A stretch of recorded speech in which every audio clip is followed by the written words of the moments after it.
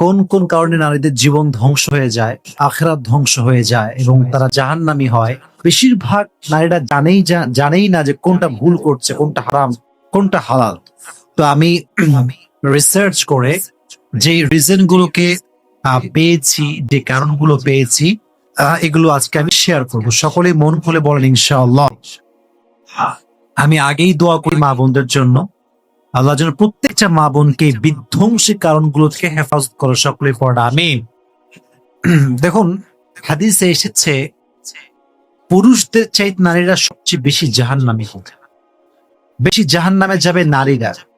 আর হাদিসে এসেছে পুরুষরা বেশি জাহান্নামে যাবে। তবে হাদিসের ক্ষেত্রে যেটা আমরা বেশি পাই সেটা হচ্ছে নারীরাই বেশি জাহান্নামে থাকে। হাদিসে এসেছে, নবীজি বলছেন, আমি দেখেছি নারীরা জাহান্নামে সবচেয়ে বেশি অবস্থিত, সবচেয়ে বেশি জাহান্নামে আছে নারীরা। পুরুষরা নাকি নারীরা? নারীরা সবচেয়ে বেশি, নারীরা জাহান্নামী হবে। এখন এই কথা শুনে আবার নারীদেরকে কষ্ট পাওয়ার কোনো কারণ নেই যে সব নারী জাহান্নামে যাবে। The matter is not like that. নারীদের জাহান্নামে যাওয়া, এটার সংখ্যা যেমন বেশি, exactly to the same way আল্লাহ তাআলা নারীদের জন্য জান্নাতে যাওয়াটাকেও সহজ করে দিয়েছে। সুবহানাল্লাহ পড়া। তবে আমি আজকে 15টি এমন গুনাহ, এমন কারণ, এমন বিধ্বংসী কারণ বলবো যেগুলোর কারণে নারীদের জীবন নষ্ট হয়ে যাচ্ছে, but they don't have any idea about that. Number 1, যেই ভুলের কারণে নারীরা নষ্ট হচ্ছে, ধ্বংস হচ্ছে, সেটা হচ্ছে বেশিরভাগ নারী দেখবেন ফজরের নামাজ পড়ে না, ঘুমিয়ে থাকে। ঘুমায় তো ঘুমায়, সকাল 9টা, 10টা, 11টা, 12টার সময় ওঠে।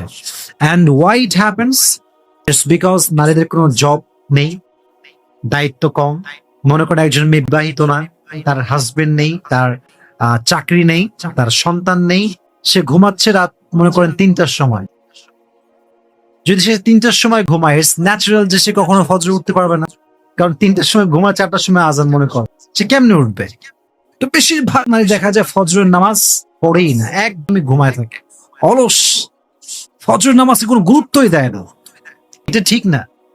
যুবকরা দেখা যাচ্ছে মাশাআল্লাহ এক্ষেত্রে একটু এগিয়ে। কারণটা হচ্ছে অনেক যুবকের জব থাকে, ডিউটি থাকে, আবার অনেক যুবক মাশাআল্লাহ একটু আগ্রহী বেশি, ফজর নামাজ তারা পড়ে।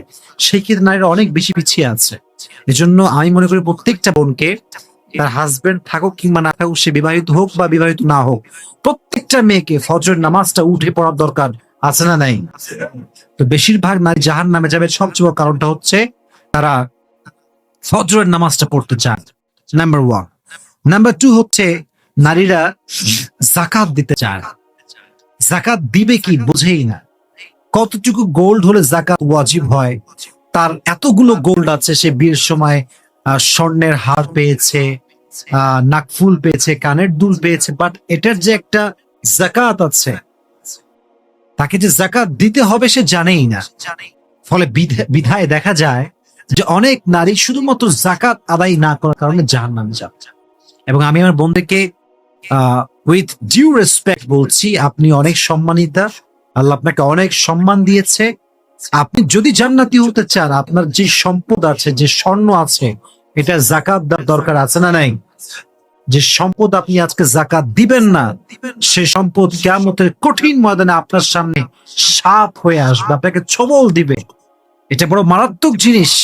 প্রত্যেকটা বোনকে আল্লাহ তাআলা তাদের যাকাত অনুযায়ী যে যাকাত তাদের উপরে এসেছে, সেই যাকাত তাদেরকে দেওয়ার তৌফিক দান করুন। সকলে পড়া আমিন।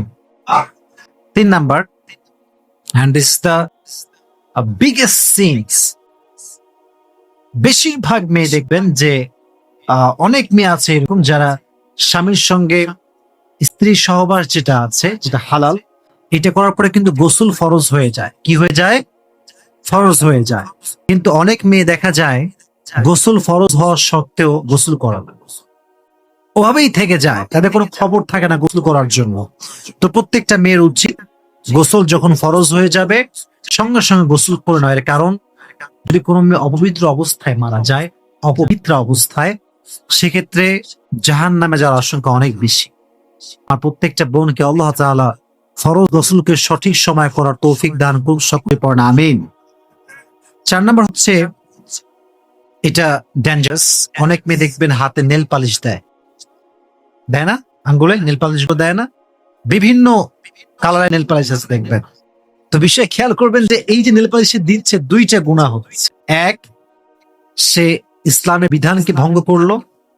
দুই নাম্বার হচ্ছে নেল পালিশের কারণে তার অজুর স্থানে পানি পৌঁছাবে না। যেখানে পানি পৌঁছানো ফরজ সেখানে পানি পৌঁছাবে না, ফলে কি হবে? তার নামাজ হবে না।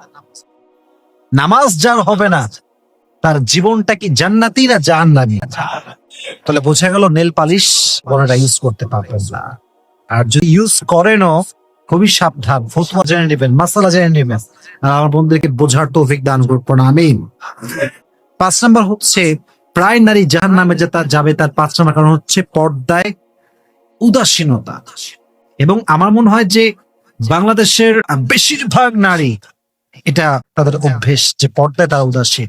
মনে করেন একটা গায়ের হলুদ হচ্ছে, দেখবেন অনেক মেয়ে সব হলুদ শাড়ি পরে আসছে। কিসের পর্দা, কিসের বোরকা, কোনো খবর নাই। আরামে ঘুরে বেড়াচ্ছে, কেউ গান করতেছে, কেউ নাচতেছে, পর্দায় উদাসীনতায়।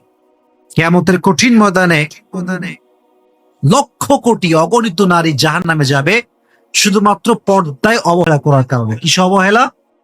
পর্দা। আল্লাহ আমাদের প্রত্যেকটা বোনকে পরিপূর্ণ পর্দা মেনটেন করার তৌফিক দান করুন, সকলের পড়া আমিন।